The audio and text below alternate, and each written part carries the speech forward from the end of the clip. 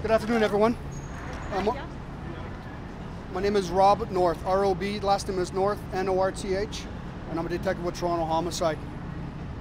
This morning at approximately 10:15 a.m., our officers received a call for a person in medical distress at the subway station here at Bloor and Yonge Street. Officers arrived. The young male victim was transported to a local trauma center, and unfortunately that individual has succumbed to their injuries. Police conducted an at-scene investigation, and as a result of that investigation, we believe that this male was the victim of a homicide. I can tell you that we do have one individual in custody. We believe at this time that it was an isolated incident, and we are not searching for any other suspects at this time. However, I'd like to make an appeal to any members who were on the Yonge-Dundas line at approximately 10:15 this morning to come forward. We'd like to speak with you. We have reviewed video preliminarily, and I can tell you that there were a number of people waiting for subway service and a number of people who got off the trains who may have information to provide to us. I can take a few questions. Our investigation really is in its infancy, and so therefore I'm very limited on what information I can give you. As far as what commuters have to look forward to in terms of the TTC, I have with me Mr. Brad Ross, who's a spokesperson for the TTC, who may be in a better position to answer those questions for you. How old is the victim? I can tell you the victim was in his early 20s. Do the victim and suspect know each other? At this time, it's really early. We are looking at video, and part of the reason why we want witnesses to come forward is to sort of get a narrative, so I don't know if they knew each other at this time. Was he punched? The accused was arrested at the scene by uniformed officers and by Toronto Transit Special Constables. Has he been charged at all? Pardon me? Has he been charged, the accused? No, the accused has been, the male's been arrested, but he has not been charged. Was he pushed? Was the victim pushed? That's one of the things we're looking into. We believe he could have been pushed. Again, we're reviewing all angles of video surveillance to sort of get a better narrative of that. Does it look like there was an altercation that led to it? At this time, we don't believe there was an altercation, although we are going to look into that as well. Is the victim on the track? No, the victim was actually on the platform. Waiting for the train? Yes. And he wasn't pushed onto the tracks? Again, that's part of the narrative we want to look into, and without having to taint what other witnesses may say, that's one of the things is obviously very active in our investigation. Was the platform rammed at the time? No, it was not rammed. How many people were there who could have potentially witnessed this? Well, 10:15 in the morning at a major intersection for subway service. I'd be very cautious in estimating, but I got to say there's at least 50 people who may have at least have some interaction or some narrative to help us put this together. Any indication how long the person in custody had been in the area of the subway platform before this happened? I don't know that answer. Again, this is going to be something that we're going to have to look at as we move forward. Can you clarify? The victim was never pushed onto the track, so he fell on the platform and was injured there. Again, it's all going to form part of the narrative that we're looking into. I don't want to commit something that turns out not to be true. So what I'm going to say is the victim was at track level, was about to get on a train, and whether they were pushed or stumbled, it's something we're looking into. Again, we're really early in our investigation, and again, hopefully that's going to be the narrative that comes So out you're of the saying something happened on the platform? Yes. And subsequently this victim ended up on the tracks and was struck by a train? Yes. Are you looking into the case because it was a really frustrating morning on the TTC that this could be a case of transit rage? Nope, I can tell you that based on our investigation to date, this is an isolated incident and we are not looking for anybody else. Any outward signs of mental illness that this happened? Again, we're really early and I don't want to commit to anything. We're going to leave all avenues open and we're going to follow the evidence where it leads us. Male suspect? Can you tell the story again of what happened this morning?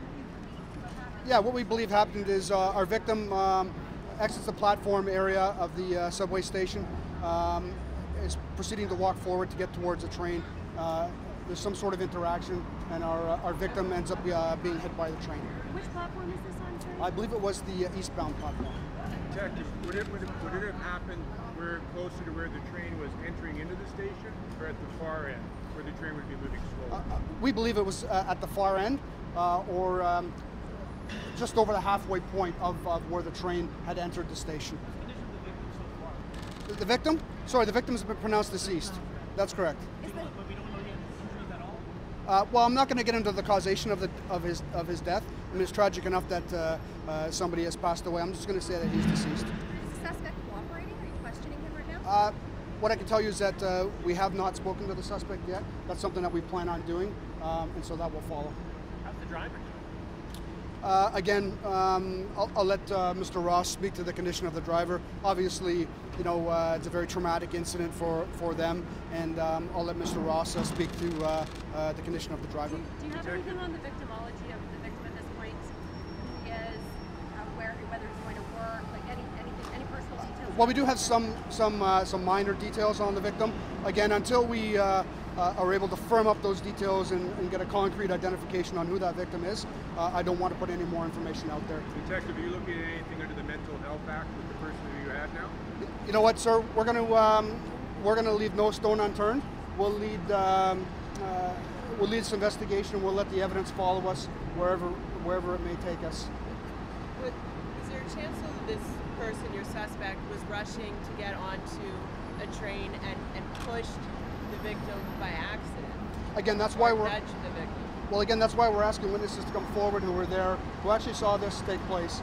They'll be able to provide a better narrative than we will coming in after the fact. There was a lot of back and forth this morning, just from what I understand. Was this a homicide? Was this an accident? Was there something that, in particular, that turned this into a homicide investigation? Was it seeing something on surveillance video? Was it something that turned the corner for you guys, or were you called in very early on? Yeah, you know, CCTV video in the subway system is very clear video, and obviously we've seen something on there that causes us some concern, that causes us to interject ourselves into a divisional investigation. So that's part of the narrative again going forward, and we're going to look at that very carefully. So once the video was seen, it was homicide needs to be called in? That's correct. Is the suspect interacting with the police? We have not interacted with that individual yet. However, once I'm done doing the at-scene investigation here, I anticipate we're going to go back and have a speak with that. Has he been charged before? Is he someone you guys know? I'm not going to get into the background of the suspect, unfortunately.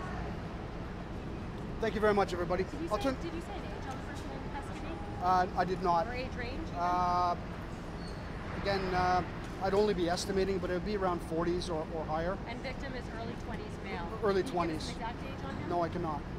I'm going to ask Mr. Brad Ross, the spokesperson for the TTC, to come on in. He might have a few words. Thank you, Detective. Good afternoon. A very tragic event this morning, and our condolences to the victim's family as this investigation continues.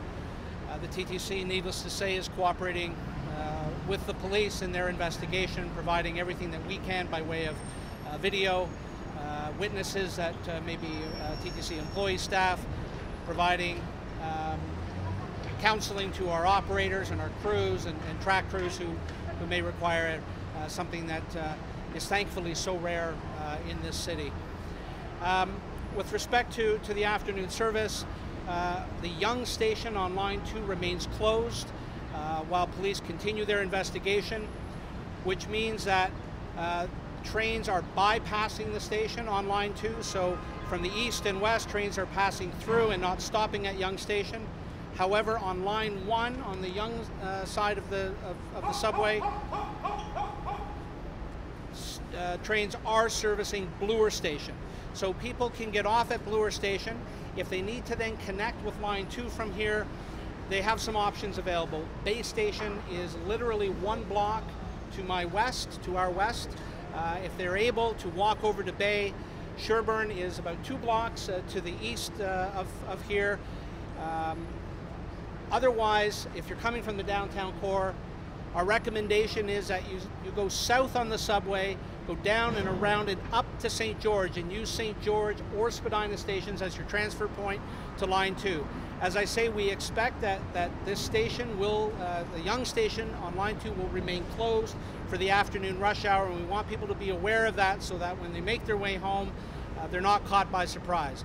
We do have a shuttle bus service, but it will be very limited, and we really do ask people, if they are able, to please walk the 1 block to the west to Bay Station, or 2 blocks to the east. You can even walk underground through Cumberland Terrace here to get over to Bay Station. We have lots of customer service staff at Bloor Station, pointing people in the right direction, answering questions, but leave yourself a little bit extra time this afternoon while police continue their investigation of this tragic incident. Okay? Have you heard from the driver at all? What's the driver doing?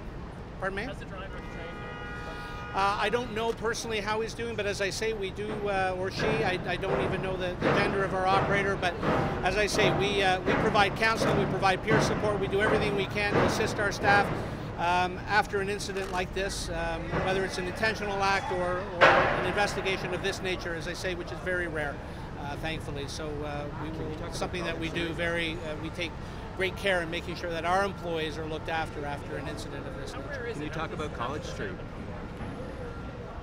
Talk about College Street, 1 second, Kevin. I'll let the detective speak to what is happening here today, but I can tell you that the last time that somebody was intentionally pushed, for example, in front of a subway was in 1997 at Dundas Station. College Street this morning, sadly somebody did attempt to take their life. It was deemed an intentional act. They left the station, as I understand it, alive. I don't have any update on their condition at this time. What about Pape? Is there an update on Pape? Pape Station was deemed to be an intentional act. That occurred Saturday evening. Police have since corrected their news release with respect to Pape Station. It was deemed an accidental fall originally. Video has since verified that it was indeed somebody sadly did take their life. How busy was the subway platform during that time when that happened? Subway platform at Yonge Station was not busy. This was just after 10 o'clock. It was not a particularly busy time on the platform at Yonge Station. But that's all I'll say on that. Whether or not that played a role or not, that's up to the police, of course. But an obvious question, I appreciate it, is was it busy? Was somebody jostled? I don't know about the latter, but on the former, it was not a busy platform at that time. Relatively speaking, I guess, because Detective North is saying, he was sort of saying he would think that it would be quite busy and there'd be quite but I mean, listen, the obviously TTC, that's a lot busier than it's a lot busier a lot earlier at the peak of the peak, but from a TTC's perspective and perhaps from our customers' perspective who are used to busy platforms, it was not sort of the crush that you saw, say, for example, on January 30th. It was not those kinds of conditions. Just so clear, 3 people have been struck by the train in the last 48 hours? Since Saturday evening, that is correct. Two have been deemed to be an intentional act by those individuals. Intentional and 1 intentional. A suicide. Thank you. Okay, thanks everybody. Detective North, sorry, just to verify, you said that the person in custody was apprehended by 2 Toronto police uniform officers? Yeah, we had uniform officers who arrived on scene. He was being held by special constables, or? No, actually he wasn't. The male was at street level, and based on some investigating that they did, they had the grounds to place the male under arrest, and they did that. We're on street level, like where around here? You know what? Honestly, I really don't know yet. I mean, we're really early. I can tell you we need to debrief those officers once they get back to the division, and we'll be in a better position to understand where they actually apprehended this So they individual. were given a description and they found him in the area at street level. I'm not going to get into really what caused them to form their grounds to arrest this individual. I can just tell you that based on their at-scene investigation, they formed the grounds to arrest this person and did so and transported them to a station. Very shortly after this Very shortly after the And incident. outside the station. That's correct. Okay. Thank you very much, everybody. Thank you.